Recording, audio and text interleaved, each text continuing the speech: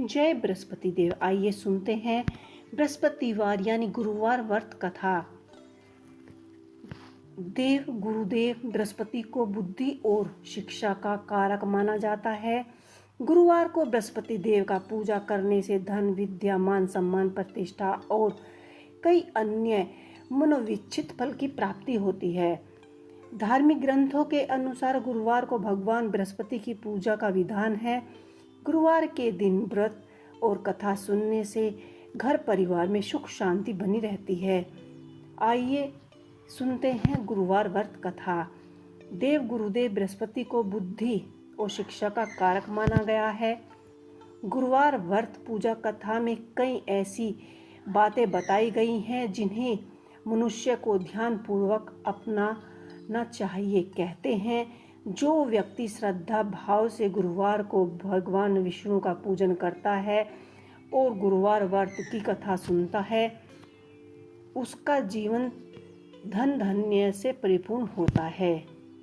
बृहस्पतिवार के दिन सूर्योदय उदय से पहले उठें और निवृत्त से होकर पीले रंग के वस्त्र पहने। इसके बाद पूरे घर में जल छिड़के। इसके बाद पूजा घर में श्री हरि विष्णु भगवान की मूर्ति का चित्र स्थापित करें और पीले रंग के गंध फूल अक्षत इसके बाद चना गुड़ और मुनाका चढ़ाकर विधि विधान से पूजा अर्चना करें।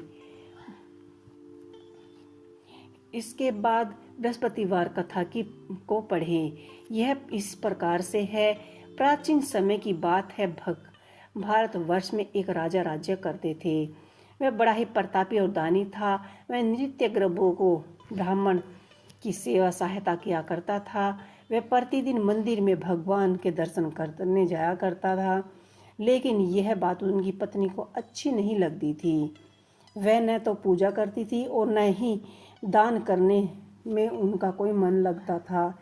एक दिन राजा शिकार खेलने वन की ओर चले गए तो उस रानी ने दासी महल में अकेली थी। उसी समय बृहस्पति देव साधु भेष में राजा के महल में भिक्षा मांगने के लिए आए और रानी ने भिक्षा देने से इनकार कर दिया। ऐसी कृपया करके सारा धन नष्ट हो जाइए। रानी बोली कि हे साधु महाराज, आप ऐसा कुछ उपाय बताइए जिससे कि यह सारा धन नष्ट हो जाए। सारा धन नष्ट हो जाए। साधु ने कहा कि हे देवी, तुम तो बड़ी अजीब हो।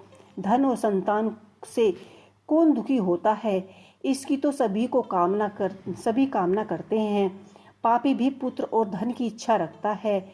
अगर तुम्हारे पास अधिक धन है तो भूखे मनुष्य को भोजन कराओ, प्याऊ लगवाओ, ब्राह्मणों को दान दो, कुएं, तालाब, बागड़ी, बगीचे आदि का निर्माण करवाओ, मंदिर, पाठशाला, धर्मशाला बनवाकर दान दो, निर्धनों की कुंवारी लड़कियों का विवाह कराओ।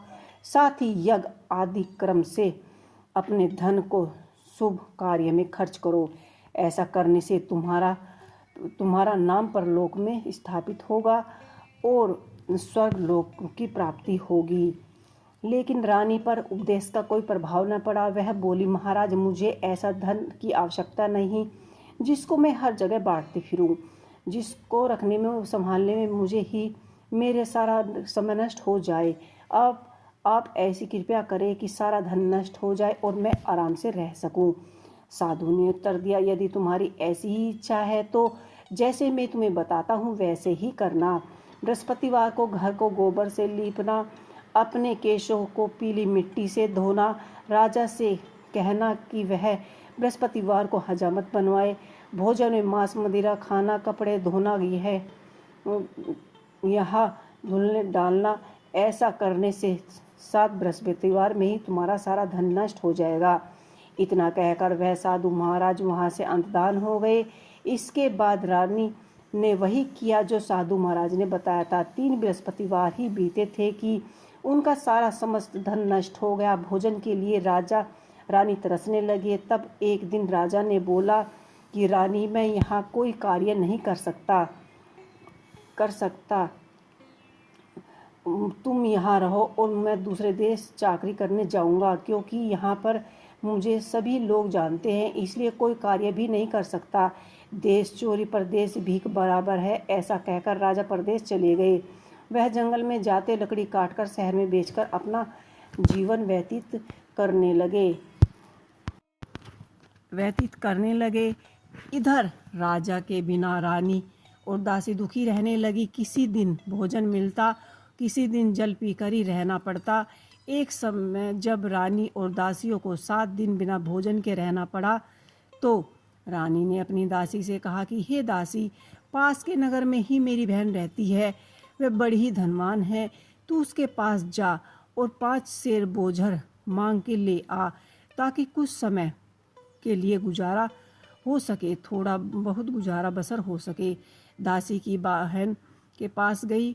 उस दिन बृहस्पतिवार था। रानी की बहन बृहस्पतिवार की कथा सुन रही थी। दासी ने रानी की बहन को अपने रानी का संदेश दिया, लेकिन रानी की बहन ने उसका कोई उत्तर नहीं दिया। दासी ने रानी की बहन से कोई उत्तर न पाकर वह बहुत ही दुखी हुई और क्रोध से भरी हुई। दासी वापस आकर रानी से सारी बात बता दी। सुनकर रानी ने कहा कि दासी, इसमें उसका कोई दोष नहीं है। जब बुरे बुरे दिन आते हैं तो कोई सहारा नहीं। अच्छे बुरे का पता तो विपत्ति में ही लगता है। जो ईश्वर की इच्छा होगी वही होगा। यह सब हमारे भाग्य का दोष है। यह सब कहकर रानी ने अपने भाग्य को कोसा। उधर रानी की बहन ने सोचा कि मेरी बहन की दासी आई थी, लेकिन मैं उसे न बोल सकी और ना ही कुछ सुन सकी। कथा सुनकर और पूजा समाप्त करके उसकी बहन उसके घर आकर कहने लगी कि हे बहन, मैं बृहस्पतिवार की कथा सुन रही थी, तुम्हारी दासी के घर आई थी। कहो बहन, बृहस्पतिवार का व्रत कर रही थी, तुम्हारी दासी घर आई थी, लेकिन मैं कथा सुन रही थी। कहो दासी क्यों आई थी? रानी बोली, हमारे घर में अनाज नहीं था। ऐसा कहते कहते उसकी आंखें भर आई। उसने दासी समेत 7 दिन भूखे रहने की बात भी अपनी बहन को बता दी। इसलिए मैंने दासी को तुम्हारे पास 5 सेर बोझर लेने के लिए भेजा था। बहन बोली, बहन देखो, बृहस्पति देव सबकी मनोकामनाएं पूर्ण करते हैं। देखो, शायद तुम्हारे घर में भी अनाज रखा हो। पहले तो रानी को विश्वास नहीं हुआ, परंतु बहन के आग्रह करने पर दासी को अंदर भेजा। दासी घर के अंदर गई तो उसने एक घड़े में बोझर से भरा मिला।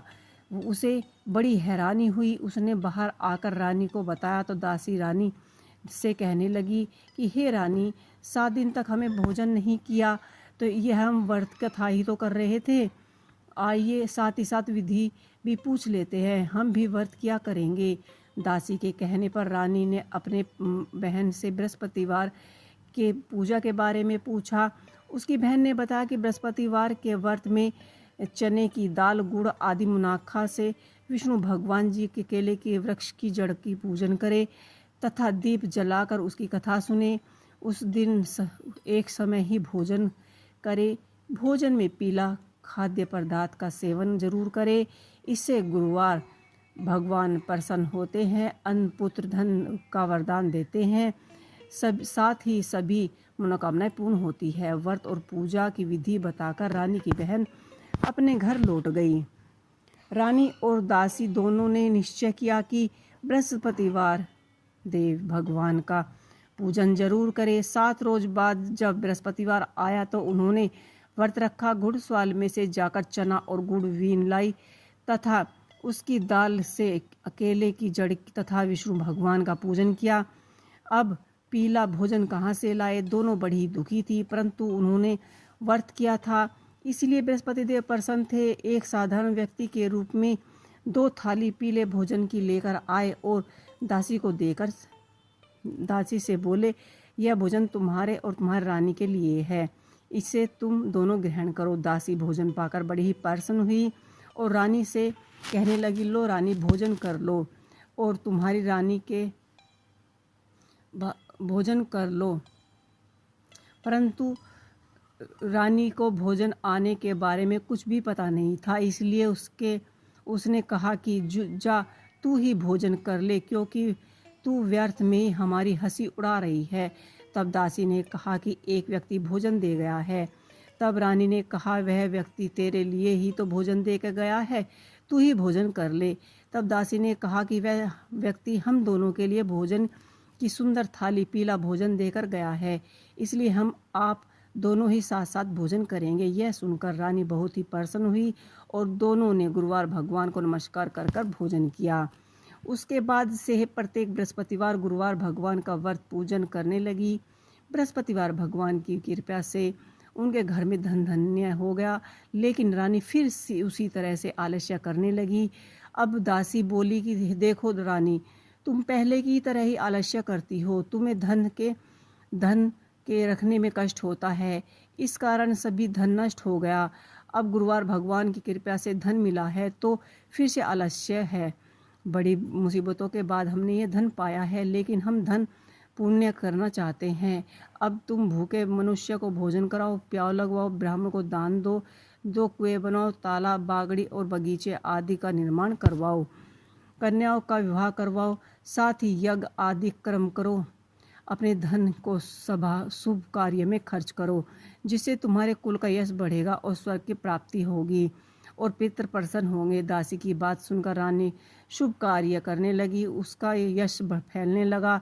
एक दिन रानी और दासी आपस में विचार करने लगी कि ना जाने राजा किस दशा में होंगे, उनकी कोई खोज खबर नहीं।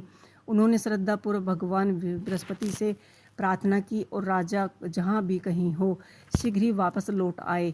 उसी रात्रि को बृहस्पतिवार देव ने राजा को सपने में कहा कि राजा उठ, तेरी रानी तुझको याद कर रही है, अपने देश को लौट जा।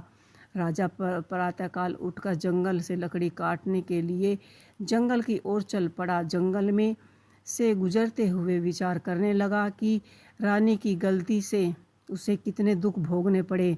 राजपाट छोड़कर जंगल में आकर लकड़ी काटनी पड़ रही है। जंगल में से लकड़ी काटकर शहर में बेचकर गुजारा करना पड़ा और अपनी दशा को याद कर व्याकुल होकरने लगा।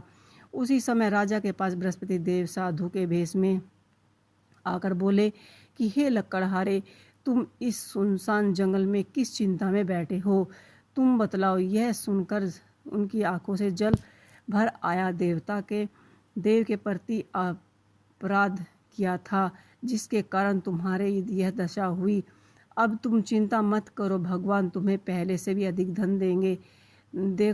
देखो तुम्हारी रानी ने बृहस्पतिवार का व्रत शुरू कर दिया है। अब तुम भी बृहस्पतिवार का व्रत में चने, दाल, गुड़, मुनाका, विष्णु भगवान का केले के वृक्ष की जड़ का पूजन करो तथा दीप जलाकर कथा सुनो। उस दिन एक समय ही भोजन करना, लेकिन भोजन में पीला खाद्य पदार्थ सेवन करना। भगवान तुम्हारी सब मनोकामनाएं पूर्ण करेगा। साधु की बात सुनकर राजा बोला, हे प्रभु, लकड़ी बेचकर तो इतना पैसा भाई नहीं बचता जिसे भोजन के उपरांत कुछ बचा सकूं।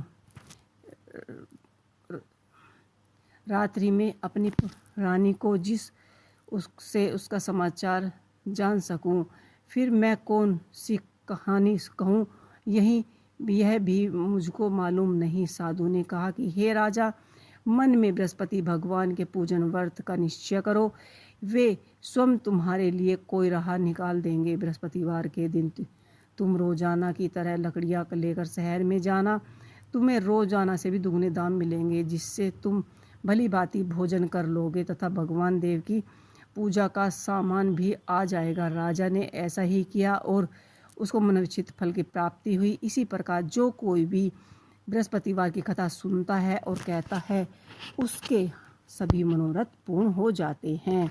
तो ये थी बृहस्पति